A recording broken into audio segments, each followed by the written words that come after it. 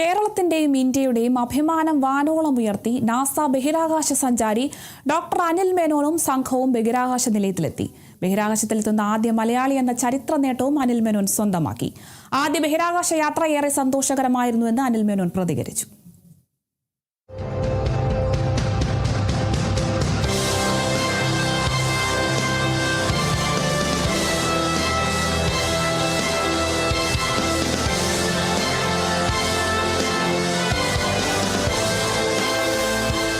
കൊച്ചു സംസ്ഥാനത്തിന്റെ ആകെ സ്വപ്നങ്ങൾ കൂടിയാണ് ഇന്ന് ഡോക്ടർ അനിൽ മേനോനോടൊപ്പം ആകാശം തൊട്ടത്.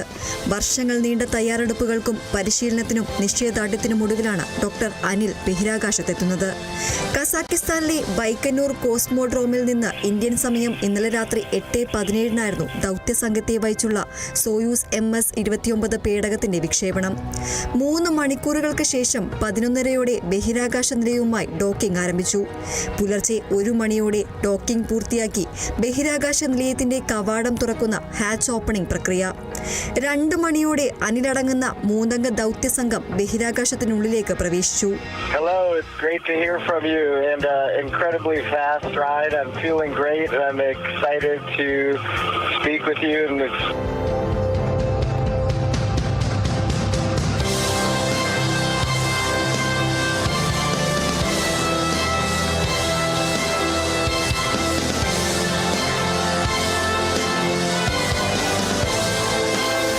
റഷ്യൻ കോസ്മോനോട്ടുകളായ പ്യോത്തർ ഡുബ്രോവും അന്ന കിക്കിനെയുമാണ് അനിലിന്റെ സഹയാത്രികർ.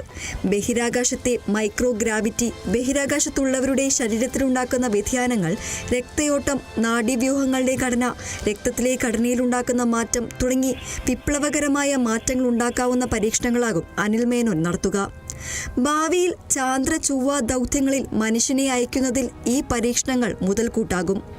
അന്താരാഷ്ട്ര ബഹിരാകാശ നിലയത്തിലെ 8 മാസത്തെ ദൗത്യത്തിന് ശേഷം അടുത്ത വർഷം ഏപ്രിലിലായിരിക്കും സംഘത്തിന്റെ മടക്കം. International desk, Kerala vision news.